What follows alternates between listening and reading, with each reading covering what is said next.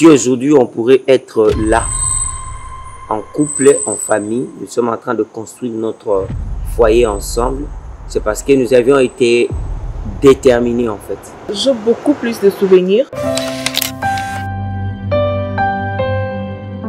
Nous avons pu surmonter plusieurs défis. Au-delà de tous les problèmes que nous rencontrons, nous en tout cas on parle, et au-delà de se parler, au-delà de communiquer, on persévère toujours. On a passé un moment, c'était très dur. Le moment en question, c'était une incompréhension sérieuse. Il y a de ce couple aujourd'hui, pourquoi? Parce qu'il n'y a pas eu une bonne base de communication au sein de cette couple. Quand je regarde Élie, je vois un homme mature. Ma femme est trop attentionnelle. C'est que j'admire le sens, le vrai sens de s'occuper en fait de notre foyer. S'il faut décrire notre foyer, notre couple, alors je vais le décrire par la stabilité. Si tu étais un acteur d'un film, une actrice d'un film, j'aimerais que tu sois... Le nom du film est Kimingai. Est-ce qu'on peut passer un peu?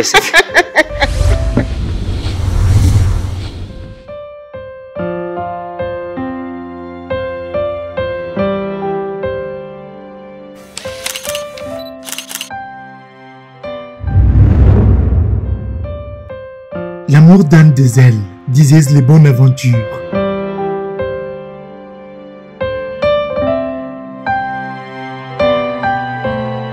L'histoire du couple Diamona est une belle illustration d'amour. L'on retrouve deux passionnés d'amour s'agitant sur une même direction de vue. Une rencontre occasionnée par les résidences musicales à la chorale de l'église Cécé-le-Hindu. Ces meetings n'est pas seulement les débuts d'une romance prématurée. Par contre, le commencement d'un nouveau chapitre dans leur vie. Dans cette émission, vous allez découvrir les péripéties de ces deux vaillants héros de la puberté, Élie et Johanna, qui nous ont fait l'honneur de nous relater leur histoire d'amour.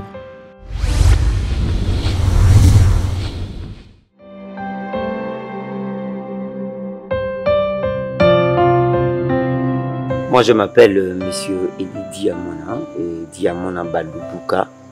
Je suis congolais, comme on le dit souvent, de père et de mère. Je suis né un certain 19 octobre d'une année. Alors, je suis né d'une famille de 5 enfants. Et donc, je suis le troisième de la famille. Avant moi, j'ai une grande sœur, j'ai un grand frère. Et puis c'est moi, et j'ai une petite sœur, et puis notre cadet, le dernier. Alors, j'ai effectué pas mal d'études en République démocratique du Congo. Je suis licencié en multimédia et marié à une belle femme, ma tendre épouse, Madame Johanna Georges. Voilà, tout court, c'est ici qu'il faudrait dire. Et je m'appelle Johanna Georges, Joéline. Je suis aînée d'une famille de 3 enfants. Et je suis de père et de mère congolaise, que mon nom influence en tout cas rumeur mon côté parce que je suis congolaise, de père et de mère. Alors je suis mariée à ce bel homme que vous voyez devant vous. Et on a une petite fille si charmante et si belle. Je suis née un certain 8 décembre 2001. Ok. 2001. Alors, j'ai effectué mes études comme tout autre enfant. Je fais mon cursus universitaire à l'université de sciences de l'information et de la communication, IFACI en sigle. Et je suis graduée en journalisme, également licenciée en communication des organisations. Voilà. Comme de la blague, que l'on soit amoureux, en quête de sa moitié, depuis leur jeune âge, ils ont mangé l'amour vrai, qui les conduisit en une union parfaite. Lorsque vous êtes amoureux, l'éternité est encore courte.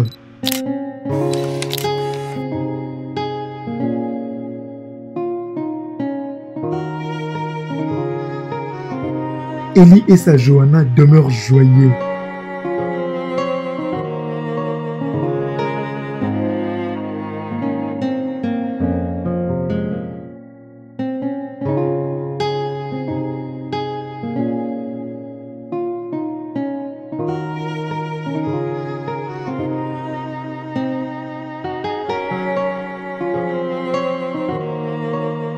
et se sont dotés d'un esprit créatif devant Dieu et les âmes. Ils se sont dit oui.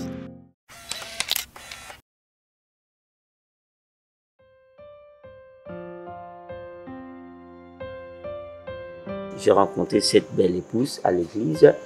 Pour ceux qui le savent, pour ceux qui ne savent pas, moi nous sommes protestants, nous sommes de la 23e CC évangélique, c'est-à-dire nous sommes de l'ECC. Alors il y a une paroisse qu'on appelle la paroisse CC Louis. Alors c'est de là que nous sommes rencontrés. À l'époque, je me souviens, moi j'étais à l'Écodim, lui aussi de même, mais à l'Écodim vraiment on n'était pas en train de se voir, de se fréquenter très souvent. Et c'était quand elle est venue rejoindre les groupes d'adoration, parce qu'à cette époque, c'est une salle d'histoire, je suis clavériste, je suis chanteur clavériste, et elle était venue rejoindre le groupe d'adoration où j'étais responsable de la technique, c'est-à-dire chez nous on appelle le directeur technique. Alors dès le départ, l'idée n'était pas de l'aimer pour l'épouser en fait. Mais le fait qu'on était ensemble, on était trop souvent ensemble et il y avait quelque chose de bulbe qui s'est créé entre nous. Et c'était parti comme ça. Tout a commencé, j'étais son encadreur, je suis son encadreur, je suis son encadreur. J'étais son encadreur et la chose a commencé comme ça. Et entre nous, on commençait à parler bien. On était à la chorale, à l'église, mais on commençait à parler bien. Je l'ai encadré. J'ai encadré aussi plusieurs sœurs, j'ai encadré aussi plusieurs personnes à la chorale. Mais sauf qu'entre nous, il y avait une alchimie qui était en train de prendre l'allure. Et c'était effectivement l'année 2014 que tout avait commencé officiellement. Alors, s'il faudrait savoir qui avait commencé, en fait, c'est moi qui avait commencé l'affaire. C'est moi qui avais commencé l'affaire. Et tout a commencé un jour, je m'imagine, à cette époque-là, moi j'étais déjà en train de finir mon premier cycle à l'IFASIC. Je faisais mon stage à la RTGA et c'était un 16 octobre, la date de mon anniversaire. Elle venait à peine de finir ses études et de prendre le diplôme, de décrocher son diplôme au lycée Tobongisa, là où elle a fini ses études en littéraire. Et elle devrait rejoindre l'IFASIC. Déjà à l'époque, plusieurs disaient « Ah, moni bayo kani bakuta na IFASIC, bata ravina ba na IFASIC ». Mais en fait, ce n'était pas l'idée. Parce que dès le départ, elle rêvait faire l'IFASIC parce qu'elle rêvait être journaliste. Mais moi, de contraire, j'avais fait l'IFASIC parce que je voulais faire l'audiovisuel en fait. Je voulais faire l'audiovisuel et on m'a dit que il faudrait d'abord commencer par les études du journalisme. Quand vous allez faire le deuxième cycle, c'est alors que vous devez vous spécialisé dans le secteur. Et c'était comme ça que nos chemins se sont rencontrés et on a fait l'université ensemble. Et c'était un 16 octobre de l'année 2014 que moi j'avais provoqué une sortie. J'ai provoqué une sortie, je l'avais invité, c'était après mon stage que nous nous sommes rencontrés quelque part en ville sur Vécante. Ceux qui savent Mafriland, c'était là le lieu de notre rencontre. En dehors de l'église en fait, en dehors de l'église, là où on devait maintenant parler au clair et mettre les idées au clair ensemble. Et on s'était rencontrés là et on a partagé le petit J on a partagé les petits jus et c'était là qu'on devrait mettre les choses au clair. C'était là que je l'avais dit que en tout cas tu me plais, j'aimerais faire une histoire avec toi, au-delà des convictions, parce que avant d'aborder une sœur à l'église, surtout que vous êtes à l'église, et il faut le faire avec beaucoup de précision. Et c'était déjà dans mon esprit, je le disais, que la sœur ou la fille que moi je vais aborder, ça sera pour moi la personne que Dieu me donne pour me marier. C'était vraiment mes convictions qui étaient en moi, et tout est parti comme ça. Et je savais, quand j'étais en train de m'engager, je m'engageais pour que cela soit une histoire vraie et que ça continue jusqu'à la fin. Et c'était là, quand je l'ai aimé, je lui ai dit que je l'aimais et on pouvait faire une histoire ensemble. C'est alors qu'elle m'a dit, d'accord, pas de souci, mais on s'observe, on va voir ce que le temps nous propose. Et c'était comme ça. Tout est parti comme ça, on a commencé à parler, on a commencé à s'observer, on a commencé à discuter, on a commencé à se voir à l'université. Ce qui a encore rapproché notre intimité, c'est-à-dire, s'il faut dire, ce qui a rapproché encore nos liens, parce qu'à l'université, je fréquentais le GBI. Pour ceux qui savent, le groupe public universitaire, ou l'IFASIC à l'époque, elle aussi fréquentait. Quand elle a commencé l'IFASIC, elle a fréquenté. Donc cela s'est passé juste quand elle a fini ses études. Pour moi, j'avais trouvé que c'était le bon moment pour moi de me prononcer, parce que je l'observais quand elle était encore en 4e, 5e littéraire et 6e littéraire. Et pour moi, c'était l'occasion pour moi de la dire que je l'aimais. Et tout a commencé comme ça. Tout a commencé comme ça. On a commencé à fréquenter, à se voir à l'IFASIC, on parlait. Des fois, vous terminez le cours, vous rentrez ensemble. Parce qu'à l'époque, quand on a commencé notre aventure, c'était en 2014. Moi, je devais déjà finir le premier cycle pour passer maintenant en L1. Donc, c'était comme ça. Et on a évolué ensemble. On a fait notre route ensemble jusqu'à ce que j'ai fini l'IFASIC. J'ai eu mon diplôme de licence. Et c'est comme ça. C'est comme ça que c'était parti. Et voilà. Il y avait un moment, parce que pendant tout notre parcours, quand on a fini l'IFASIC, moi j'ai fini l'IFASIC en fait, j'étais en train de l'observer. Oui, il y a un moment quand on était maintenant en train de se rendre compte que la chose était sérieuse. Comment? Parce que pendant qu'on évoluait dans la relation, on était en train de prier, on était en train de chercher la face de Dieu. On était en train aussi de dire à Dieu, chacun priait de son côté pour dire à Dieu, Seigneur, voilà, je rencontre quelqu'un, si c'est lui, si c'est elle, permet à ce que la chose évolue. Et c'était après, parce qu'on s'est mis en 2014, c'était en 2000, presque en 2016 déjà, quand j'étais en train de finir les licences. C'est alors que on avait maintenant des convictions que la chose était vraiment était sérieux. Et moi, quand j'étais en train de sortir à l'IFASIC, et je me rassurais que la chose était sérieuse. Parce que pour ceux qui le savent, mais pour ceux qui ne le savent pas aussi, Johanna est ma première amour, s'il faudrait le dire. C'est-à-dire, c'est la première personne que j'ai fréquentée, c'est la première personne que j'ai dit que je l'aimais, et c'est aussi la femme que je me suis mariée. Et elle, de son côté aussi, c'est la même chose. Elle avait beaucoup de garçons, de frères qui l'a fréquenté, mais comme elle aussi, elle sentait que c'était sérieux. Donc c'était pratiquement en 2016. C'est presque après 2 ans de notre amitié. C'est alors qu'on était convaincus que la chose était sérieuse.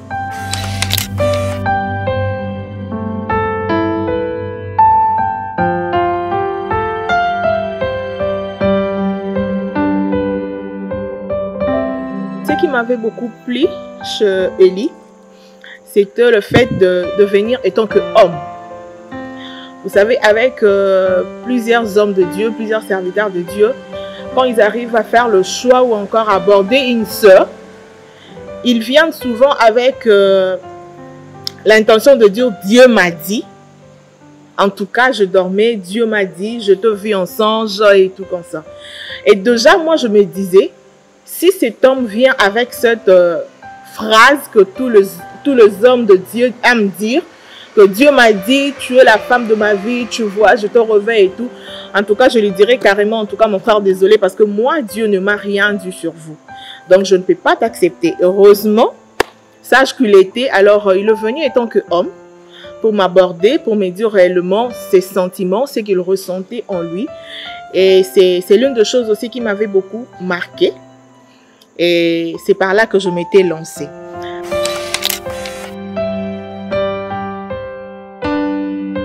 Quand je regarde Élie, je vois un homme mature, un homme responsable. En tout cas, là, je dois le souligner. Un homme responsable, un homme assidu. Quand je dis assidu, c'est vraiment assidu dans tous ses sens. Alors, c'est ces choses, en fait, qui m'a beaucoup marqué. Et ce sont ces choses-là que j'admire beaucoup plus en lui. Parce que quand il veut de quelque chose, ça prouve d'abord la maturité. Et quand il veut quelque chose, ça prouve ce sens-là de responsabilité. Et quand je le regarde en lui, je le trouve en tout cas. Et ce sont des choses que j'admire beaucoup plus en lui, son sens de maturité, de responsabilité. Ma femme est trop attentionnée aussi. Et quand vous l'adressez ou bien vous la parlez, vous la dites de choses, elle est trop attentionnée. Et aussi, c'est que j'admire le sens, le vrai sens de s'occuper en fait de notre foyer, de notre famille. Ce sont des choses très spéciales que je découvre dans ma femme. Alors, s'il faut décrire notre foyer, notre couple, alors je vais le décrire par la stabilité.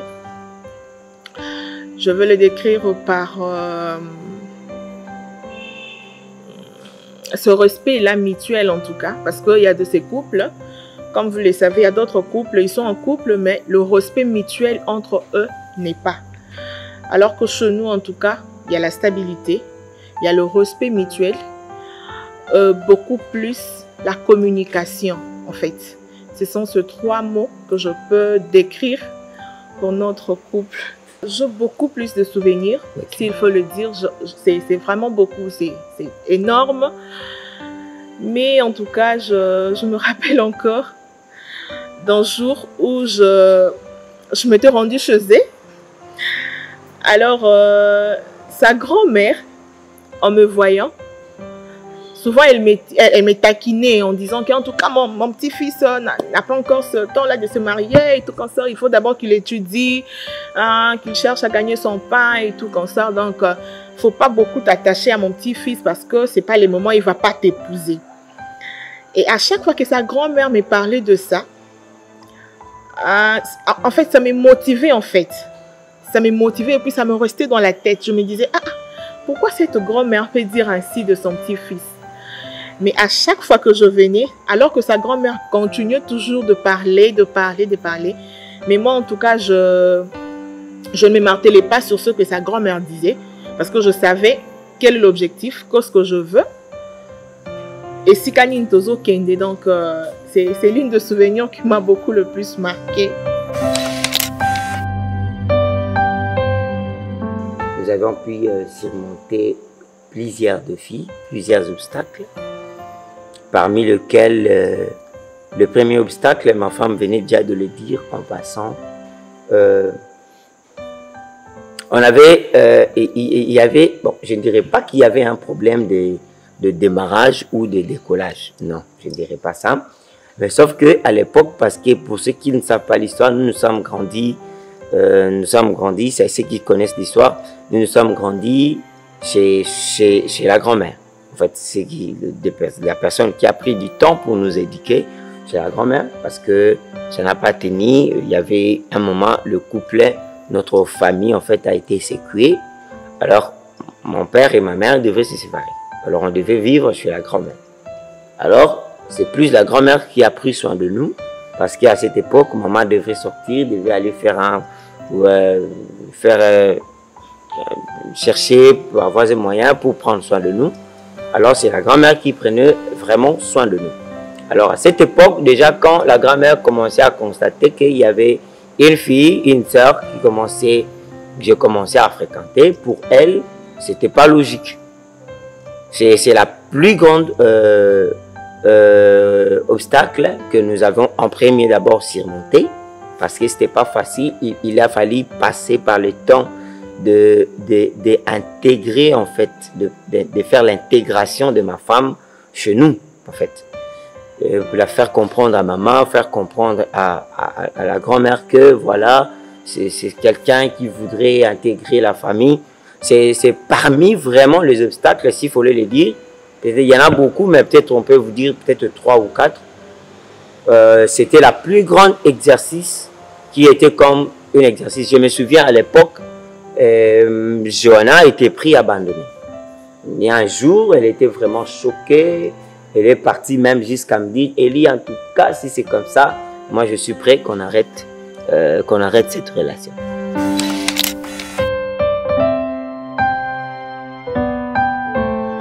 Déjà, quand tu as un problème, et au sein de notre couple, au sein de notre foyer, on a toujours cette habitude de s'asseoir comme étant de personnes raisonnables et on essaie un peu d'en parler calmement. Bien qu'il y a toujours des tensions, il y a des sauts d'humeur, et tout comme ça.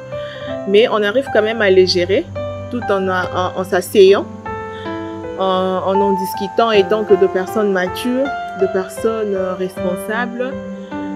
Et on arrive quand même à trouver une solution.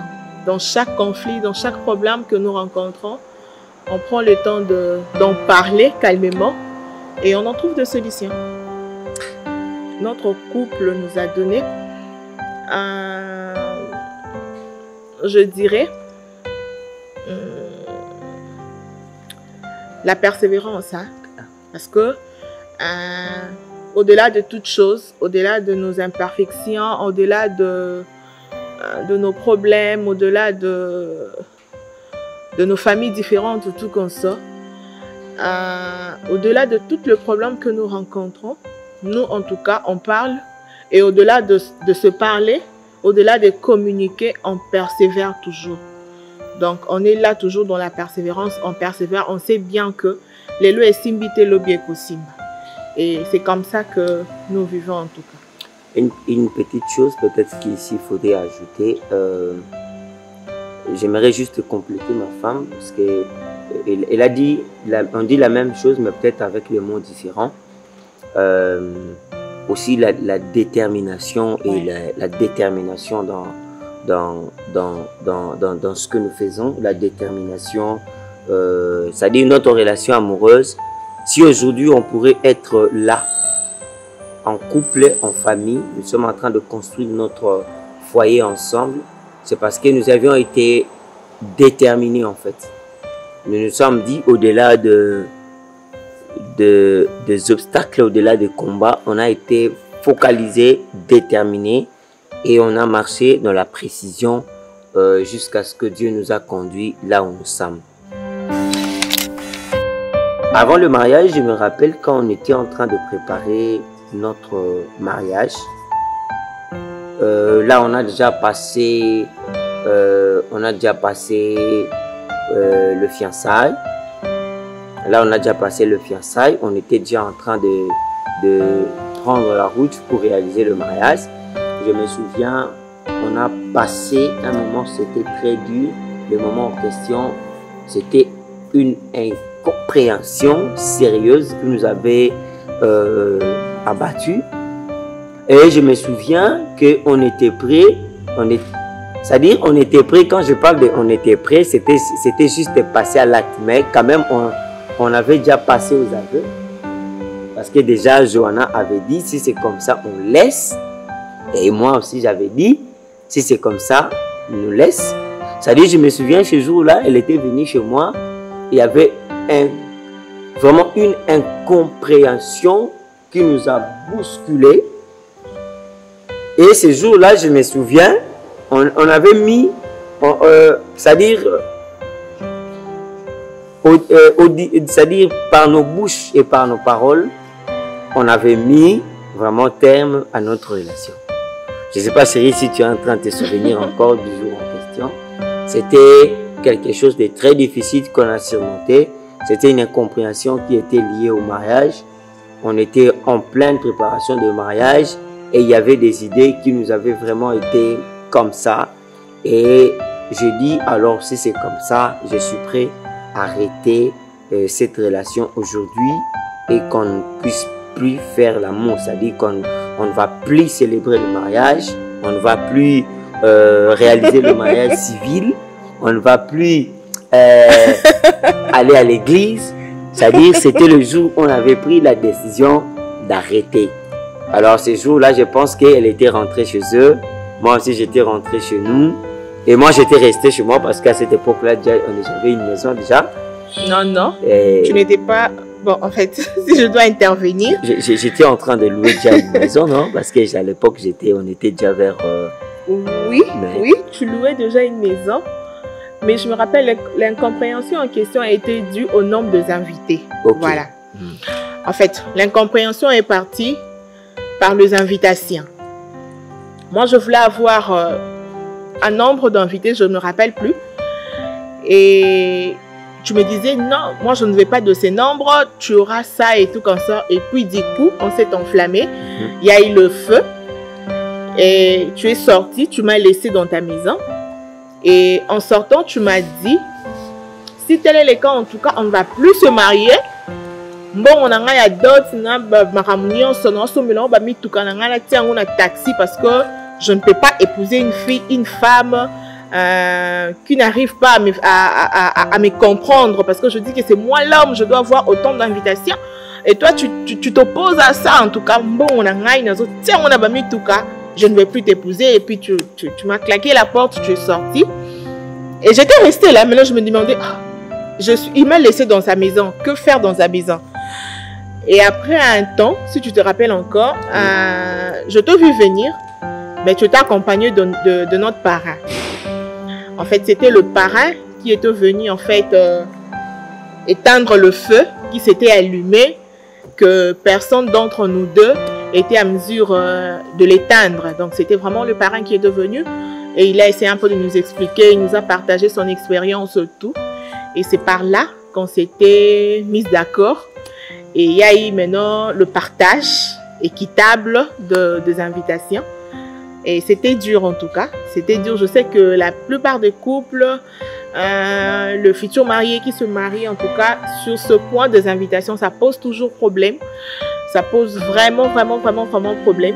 Mais au-delà de peu importe le problème qui va s'opposer en termes d'invitation, en tout cas, restez objectif à ce que vous voulez, parce que le diable cherche toujours de vases et moyens pour essayer un peu de mettre ces venins pour détruire, parce qu'il sait que quand deux personnes s'unissent dans le mariage, la bénédiction de Dieu descend. Et lui, il vient maintenant dans des moments pareils pour essayer un peu de créer des zizanies, de troubles et tout comme ça. Donc, voilà un peu. Par là, j'aimerais aussi rapidement peut-être donner deux petits conseils, comme nous sommes en train de parler en ce qui concerne le mariage et de relations amoureuses. Ici, j'aimerais vraiment m'adresser à ceux qui pensent un jour se marier, à ceux qui sont en pleine préparation de leur mariage.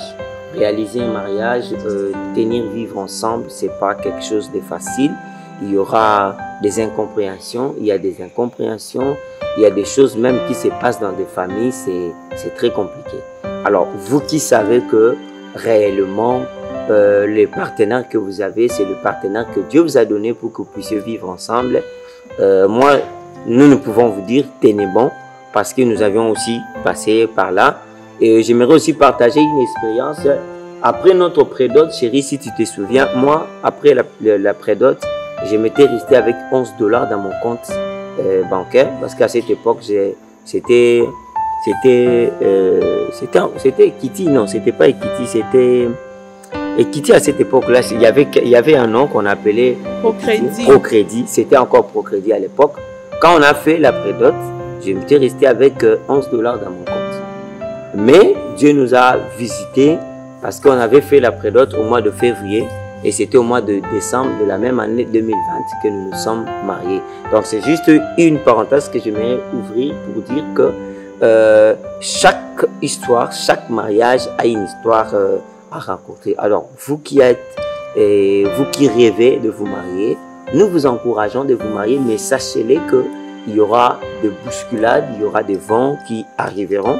Mais tenez bon et le Seigneur va vous faire grâce. Et vous qui rêvez aussi vous marier, mais vous avez des hésitations, vous vous dites, ceux qui n'ont fiancé les lots, qui n'ont abîmé la famille, les lots, je ne sais pas, bien sûr, il faudra qu'à tous les jeunes qui veulent se marier, ce sont des questions primordiales qu'il faut répondre, savoir comment je vais nourrir ma femme, comment je vais prendre mes responsabilités. Mais aussi, cela ne peut pas être un alibi. Que ça soit vraiment quelque chose qui vous dit non de ne pas faire. Parce que moi avec ma femme, je me souviens, c'était une prédication de Maman Sandra. Il avait prêché à B1. Je me souviens, ce jour-là, j'avais participé au tournage de cette émission de Ta Grandeur. C'était le chef John, parce qu'à cette époque, je faisais mon stage à B1. Le chef John Louis m'avait dit de participer à la réalisation de cette émission. Et quand je participais, les choses que Maman Sandra avait dit ce jour-là, je la bénis en passant. C'était des choses qui nous avaient vraiment motivés. là où il a parlé, il avait dit, il faut oser dans la vie. Alors c'est cette prédication qui a été comme le soubassement de notre motivation. Et on a osé, Dieu nous a visités et voilà aujourd'hui nous sommes ensemble. Donc nous encourageons aussi en passant rapidement ceux qui y ont de rêve de se marier. Pensez comment vous allez y arriver, mais que rien ne vous retienne. Peut-être le moyen peut être un obstacle, oui c'est vrai, il faut réfléchir comment il faudrait assumer de responsabilités, mais il faudrait aussi oser. Alors il faudrait oser, mais il ne faut pas oser pour que demain ça soit une charge, parce qu'aujourd'hui nous sommes en train d'assister à des mariages au Batouba Bali, mais après le mariage ils ne savent pas où ils vont aller vivre au lendemain de la fête. Nous avons eu quand même la chance de participer, parce que je suis aussi photographe. Et vous voyez que la fête finit le matin, fête ici Natongo, mais les gens qui se demandent au Kendewap. Nous ne conseillons pas aussi aux jeunes, bien sûr que nous sommes jeunes, mais j'aimerais aussi dire aux jeunes qui rêvent au mariage, c'est-à-dire quand vous rêvez de vous marier, le mariage a plusieurs atouts qu'il faudrait réunir, mais au-delà de tout, il ne faut pas refuser de oser, il faut oser et Dieu peut vous faire grâce d'y arriver. Voilà. Dans chaque couple qui rêve grand, et il faut toujours avoir de rêves en fait. Il faut toujours avoir, parce que c'est très dangereux pour un couple. Vous vivez dans un mariage, mais vous n'avez pas des objectifs. Vous comprenez? Parce qu'avant d'entrer dans un mariage, nous avons des objectifs que nous poursuivons. Et quand vous êtes dans le mariage avec votre épouse, dans votre famille, il faudrait aussi avoir aussi des objectifs que vous poursuivez et il faudrait travailler pour cela.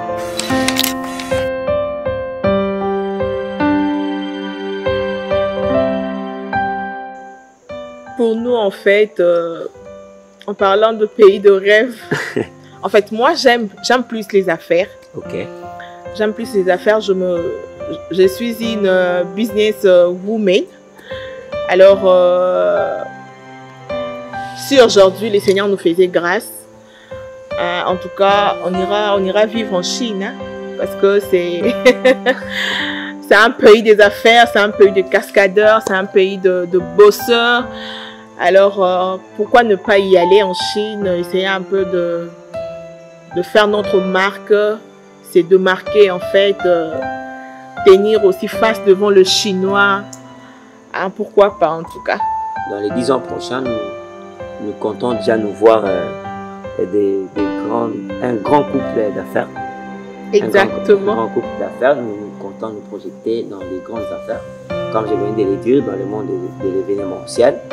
Donc dans les 10 ans prochains, que Dieu nous fasse grâce, peut-être que vous écouterez, vous entendriez parler de la grande maison de production, comme déjà certains le disent,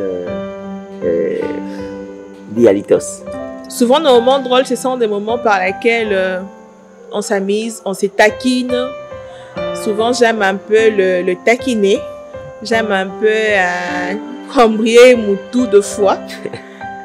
Et souvent, je dis, toi là, c'est souvent la toilette. Toi, tu aimes beaucoup la toilette, toi, tu aimes beaucoup la toilette, toi, tu aimes beaucoup la toilette. Alors... Chérie, c'est la chose. Et c'est même quelque chose de drôle que je dis souvent à ma petite fille. Je dis, toi là, vraiment, tu es comme ton papa. Quand tu manges quelque chose directement à la toilette, vous dès là, en tout cas, c'est plus fort. Bon, comme toi, tu l'as dit, moi aussi, je vais le dire. Ça dit, Nalinga, un soutou de Benanda, Gokaka, un web, ça y est, Yebena, Osumba, fuck, pourquoi ta toilette, fuck. Voilà, c'est ça le moment les plus drôles. Hein? Donc, on a vu ce sourire, donc moi, c'est un aïe, à côté de la toilette, fuck. Asuba, fuck. Aliara, fuck. Donc voilà, on nous a demandé de partager avec vous nos moments les plus drôles. Donc voilà, nous passons de très bons moments avec ma femme. Des fois, quand on a besoin de jouer comme ça, tu sens que l'autre dit yo, là, comprenez que déjà nous sommes en train de jouer. Alors, chérie, si j'étais un acteur de film, j'allais être quel personnage? Ça, c'est un exercice, hein? Ça, c'est un exercice trop dur. Mettez les côtés. Si j'étais un personnage d'un film, j'allais être quel acteur et puis j'allais jouer quel rôle?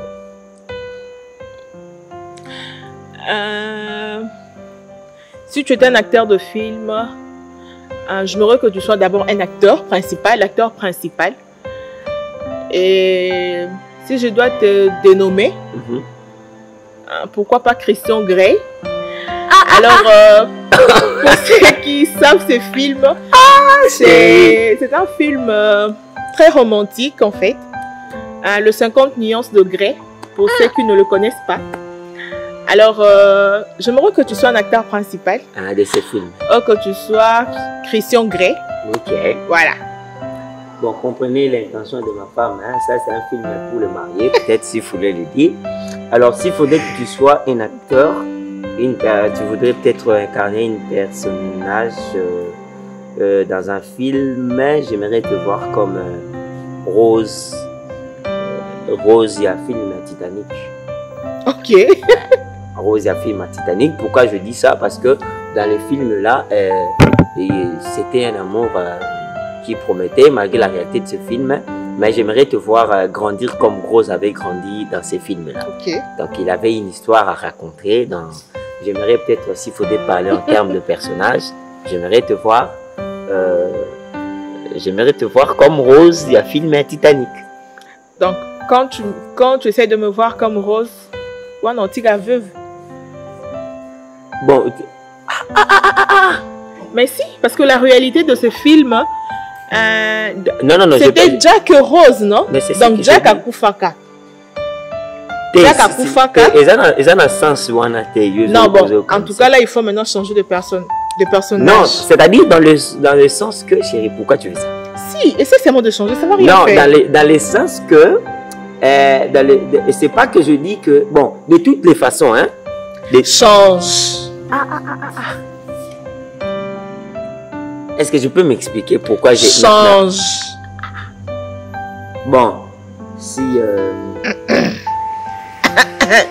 je devais te changer une personnalité, c'est pas dans le mauvais sens que j'ai choisi Rose.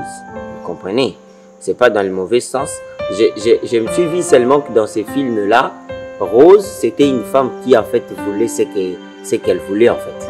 Elle s'est battue. Le fait de vouloir ce qu'elle voulait, si ce n'est pas une tautologie qu'on est en train de dire, j'ai entendu dire que la dame en question, Abimaka, n'a mi bal mi balé. Non, c'est pas ce que je dis. Et alors?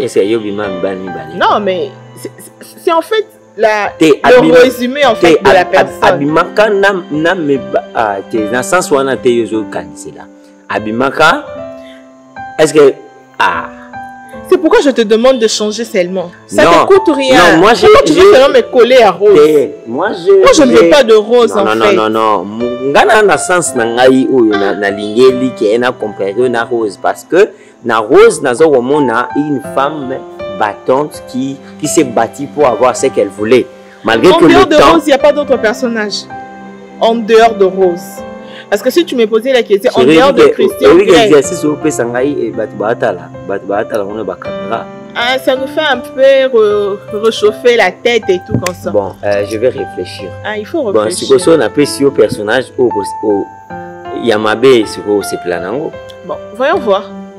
Bon, j'aimerais que tu sois, si tu étais un acteur d'un film, une actrice d'un film, j'aimerais que tu sois... Le nom du film est Kimingai. Est-ce qu'on peut passer un peu ça? Apparemment, je gagnais. Tu n'as pas gagné parce que tu n'es pas dans ma réflexion. Parce que moi, je peux reprendre. Hein? Je peux reprendre. Laissons. Laissons parce que là où tu veux me conduire, là où tu veux m'amener, moi je suis non, pas... moi je peux reprendre encore ma question d'une autre manière. Non, moi je suis pas dans ces terrains-là. En ce qui concerne les affaires, l'administration, en tout cas, ne vous approchez pas. Donc je sais de quoi je parle. Et il est vraiment organisé dans les affaires, mais désordonné au mariage. Moi, je n'aimerais pas répondre à cette question parce qu'elle a tout dit. Ben, en fait, je ne veux pas peut-être le refuser. Donc, quand même, je me reconnais être à un moment désorganisé, c'est-à-dire désordonné, en fait.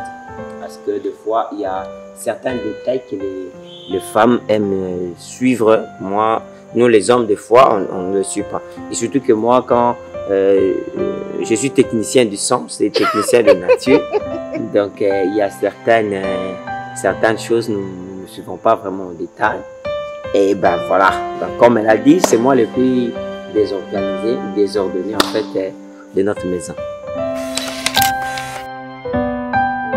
Qu'est-ce qui rend un couple solide? Je dirais la communication. Vous savez, la communication, c'est le centre de toute chose. Je m'imagine dans un mariage, dans un couple où la communication n'y est pas. La communication est effacée. Donc, vraiment effacée, je me dis, comment est-ce que ce couple va évoluer? Comment est-ce que ce couple va émerger? Comment est-ce que ce couple va se projeter dans l'avenir? Comment est-ce que ce couple va planifier en fait pour leur lendemain? Alors, la communication, c'est le socle même d'une relation, c'est les fondements, c'est le pilier d'une relation. Quand tu n'as pas la communication dans un couple, dans un foyer, je vois ces couples s'écrouler, je vois ces couples être enterrés. Pourquoi? Parce qu'il n'y a pas la communication. Quand tu as un problème, quand tu as un besoin, il faut l'exprimer, il faut le parler. Et tout ça, là, ça fait partie de la communication, en fait. Donc, je vais essayer un peu de glisser quelques mots pour le couple. Dans toute chose, quand vous avez de problèmes, quand vous avez de besoins, en tout cas, à soumettre à votre partenaire, à votre conjoint, en tout cas, n'hésitez pas à communiquer. Il y a de ce couple aujourd'hui, pourquoi? Parce qu'il n'y a pas eu une bonne base de communication au sein de cette couple. Et c'est la raison pour laquelle Tozoyoka Oyokuna divorce, alors que Basali 2 mois, Basali 6 mois, Basali 1 année, Basali 10 ans, Basali 5 ans. Mais la communication a bousillé dans ces couples et de tout ça chambouillé. Et puis, on entend parler de divorce, on entend parler de séparation, quelque chose qui n'est pas du tout bonne. Alors, je vais recommander à tout le couple, quand vous avez de besoins, quand vous avez un problème, ayez cette, comment dirais-je, ayez cette simplicité là de communiquer à votre partenaire. Que tu aies tort, que tu aies raison, en tout cas, Bozoatan ya kosolo la bovandi bosolo li boteli kamuna mesa et ça résout en fait tout le problème. Voilà, pour finir ce moment de partage, il nous a été demandé de donner un conseil s'il faudrait le faire pour d'autres couples. Ben, je venais déjà de le dire, pour ceux qui pensent se marier dans les jours qui arrivent, nous vous encourageons. Vous voyez que nous sommes encore jeunes. On a fait 6 ans, on était amis, on nous sommes mariés il y a de cela 4 ans. Donc, ça fera presque 10 ans qu'on est en train de se côtoyer. C'est pas chose facile, mais par la grâce du Seigneur, on est en train d'y faire face. Au-delà de tout, dans le couple, j'aimerais que le couple mette Christ au centre de leur couple. C'est le premier conseil que j'aimerais donner. Les couples doivent savoir mettre Christ au centre, comme les pasteurs nous les enseignent avant que nous puissions entrer dans le mariage. C'est très important. Et les couples doivent apprendre à se communiquer, comme ma femme l'a dit. Et les couples doivent apprendre à s'aimer. Là où il y a le vrai amour, personne ne peut accepter de faire le mal à l'autre. La Bible nous recommande de s'aimer, d'aimer l'autre comme on s'aime. Si je m'aime, je ne peux pas faire du mal à mon conjoint. Ici, j'aimerais ouvrir une parenthèse et parler comme un serviteur de Dieu. Vous, des hommes qui faites du mal à vos femmes, par la compassion du Christ, arrêtez. Vous aussi, des femmes qui faites du mal à vos hommes, par la compassion du Christ, arrêtez. Parce que le mariage, c'est sacré. C'est une institution divine. On s'engage entre 2 individus, mais nous prenons un engagement solennel devant Dieu. Plusieurs partenaires peuvent aller en enfer simplement parce que vous avez fait un mauvais mariage. Vous avez vu dans le mariage, mais vous avez fait des choses qui étaient en dehors de ce que Dieu a recommandé dans son institution. Là, ça sera compliqué. Nous encourageons à tous les couples de s'aimer davantage comme moi, j'aime ma femme. Nous vous encourageons à vous aimer dans tout le couple. Peut-être il y a aussi des couples qui passent des moments très difficiles, ou des loyers, je ne sais pas, il y a d'autres personnes, d'autres couples qui manquent même de la maternité. Courage à vous, continuez de prier, continuez de chercher Dieu. Nous avions passé par là et Dieu nous a donné la victoire face à ces combats. Nous vous aimons beaucoup, moi et ma femme. C'était la petite expérience qu'on a voulu partager ensemble avec vous et nous vous aimons beaucoup. Ma femme aime la rose. En parlant de sa couleur préférée, il aime l'orange. Il aime l'orange comme le Fanta. Voilà, sa couleur préférée c'est l'orange. Bien qu'il ne l'a pas mise. Hein. Mais ça c'est le jeu. Parlons de meilleur ami de mon mari. En fait, il a de meilleurs amis. Il a de meilleurs amis, si je peux le dire ainsi. Mais pour dire que moi, qu'on est meilleur ami, en tout cas, non. Si tu m'aimes un nom. Il y a Fila Mwamba. Il y a Bonika Bambi.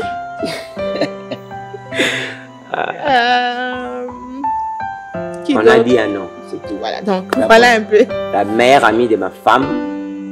La meilleure amie de ma femme. Je ne pense pas, mais la meilleure amie de ma femme, c'est sa mère. La meilleure amie de ma femme, sincèrement, c'est sa mère. Parce que je vois comment elle vit avec sa mère. Elle a d'autres copines, bien sûr, mais la meilleure où elle peut partager, peut-être, c'est une bonne mère, j'ai une belle mère, c'est sa meilleure amie. Voilà, nous sommes presque à la fin de notre thématique. C'était le couple Diamona. Nous disons un grand merci à l'équipe Tout Facile, précisément au coordonnateur GFT, mais aussi au réalisateur José Toboski. Nous vous disons merci pour l'invitation.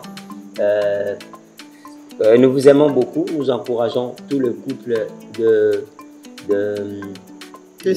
s'aimer davantage, comme j'aime ma femme, et de vivre heureux, parce que le mariage, c'est un bon cadre que le Seigneur a donné à tous ceux qui veulent se marier pour s'épanouir. Alors, plein de bonnes choses à vous, moi et ma femme, nous vous aimons. Chérie.